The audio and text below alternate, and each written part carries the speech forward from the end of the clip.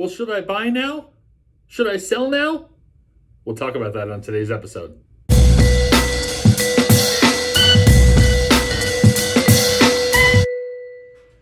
Hey guys, Jason here, 410 Real Estate, coming back to you with a market update as of this week. So what can we say? The real estate market, I think in a lot of states, but specifically in Arizona, is just going bonkers right now.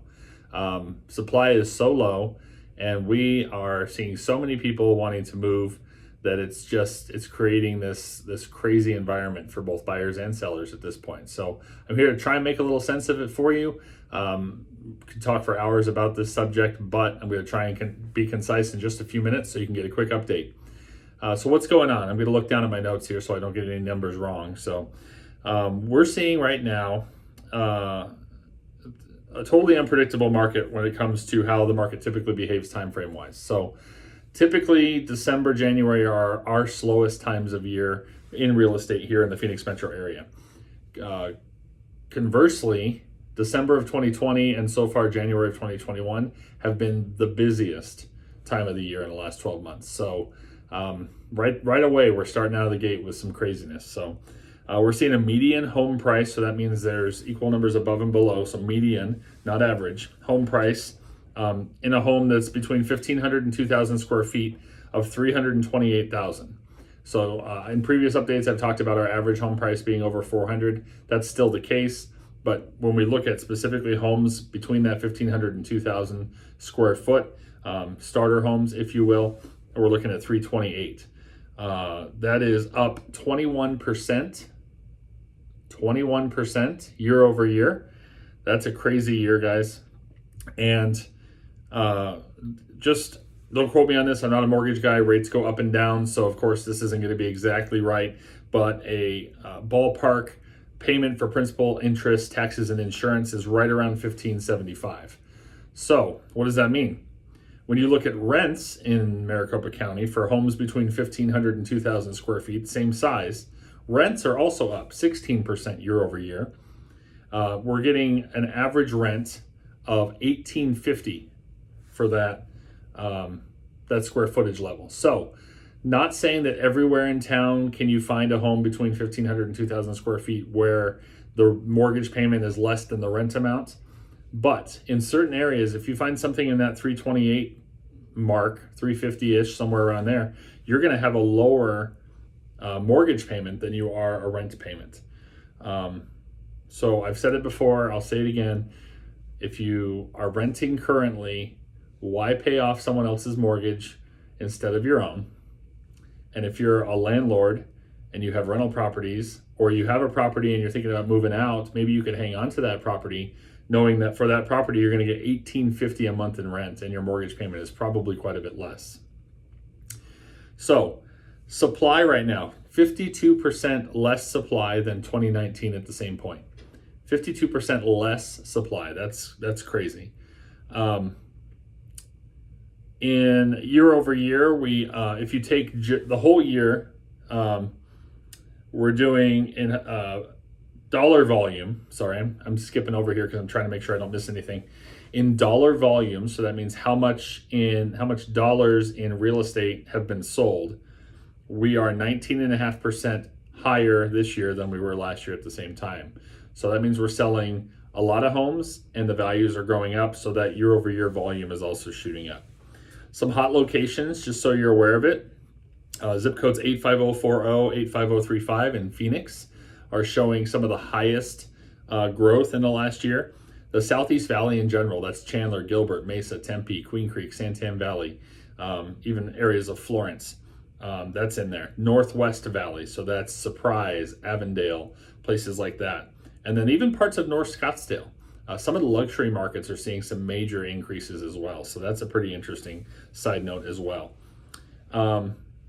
Another thing to kind of keep aware of, either as a seller or as a buyer, is that when you're looking at the percentage of transactions that sold that had closing cost assistance from the seller, there was only in the last quarter 10% of sales that had closing cost assistance within that median range. So in that 328 to 350-ish range, only 10% of those sales were coming with any kind of seller concessions or closing cost assistance from the seller.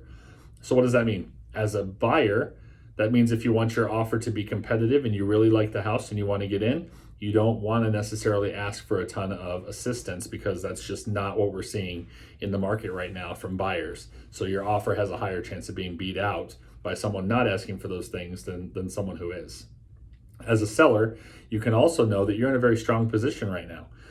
There may be situations where you do need to offer some closing cost assistance, but again, that's going to happen 1 out of maybe 10 times. So in most situations, there will be offers that come in where you don't have to provide a lot of seller closing cost assistance.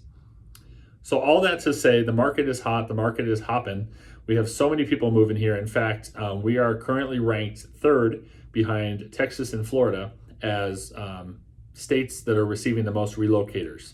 And there was a projection a month or two ago that said about 22 to 23 million people around the US were going to relocate at some point in the next, I think it was 18 months. So if you look at 23 million people relocating and Arizona being number 3 on that list, that's a potential for a long-term success with this market. So the question we're always asked is, buyers want to always make sure they're buying and getting the best deal, the lowest price. Sellers always want to make sure that they're selling at the highest point and the highest value. That's obviously what you want to do, but with the market we're in currently, it's going to be very, very hard to do that at this point, because we're neither at the top of the seller's market right now, nor are we anywhere near the bottom or the start of a buyer's market.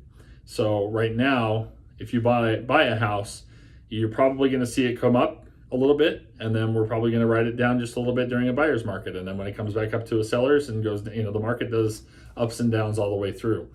But you're never going to time the exact moment when it's time to buy or sell. It's just too difficult to do that. What I can tell you is in today's market, the projections and the inventory being so low makes the projections such that we don't see this changing anytime soon. Even when the market starts to correct, as a lot of people are projecting, people are worried that changes in political climates and administrations and all those things may have a negative effect on housing. Even if that were to happen, we'll probably see a correction, not a crash, first of all. Second of all, even when it corrects here in Phoenix, it's going to take 12 to 18 months to even swing back to a balanced market, because the strength of a seller's market is so high right now. So the good news is, if you're a seller, according to what we're seeing the experts say around, you don't have much to worry about. If you maybe have a lease in place right now that goes for another 4 or 5 months, you're still going to be in a great position come summertime to sell your home. And if you're a buyer, we're not going to see these prices dropping anytime soon either. They're only going to continue to climb. So if you're waiting, you're sitting on the fence saying, I'm going to wait until the prices come down and then I'm going to buy when it's lower, that's probably just not going to happen. In fact, even when we're finished and we start to correct, the prices today may end up being what the correction ends up at. Now, again, I can't promise that, I can't guarantee that, but given the way the market's moving and the way that the projections are showing, we just don't see any change, at least in the short term, 18 to 24 months from now. So if you like content like this, please share this with your friends and family. Let them know how crazy the Phoenix real estate market is.